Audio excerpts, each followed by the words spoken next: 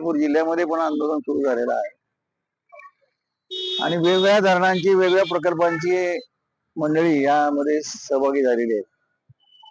तर यामध्ये मुख्य विषय आहे तो असा की धरणग्रस्तांना जमिनी दिल्यानंतर त्याच्यावर सगळे बोजे टाकून लाखो रुपये धरणग्रस्तांच्याकडून वसूल करून घेण्याचा एक कायदा मध्ये सरकारनं केलेला आहे. त्याची जर अंमलबजावणी केली तर जमीन विकल्या जरी त्यांना मिळालेल्या धरणग्रस्तांनी तरी ते काय भागणार नाही. आणि असं म्हणजे ज्याला आपण इंग्रज सरकारने इतकं काही वाईट केलं नसेल कधी, अशा पद्धतीनं हे केलेलं आहे. त्यामुळे आमचं म्हणणं आहे की जमिनी आम्हाला मिळायला आम्हाला संघर्ष करावा लागला. जमीन मिळाल्यानंतर अजून आम्हाला पाणी मिळालेलं नाही आणि अशा वेळेला आम्ही मजुरी करून जगतो. अशा परिस्थितीत तुम्हीच आम्हाला मधल्या काळात जगण्याचा भत्ता आमच्याकडे द्या. पुन्हा तुम्ही आम्हाला उलट मागण्याचे तुम्ही आम्हाला काय द्यायचं ते बोला.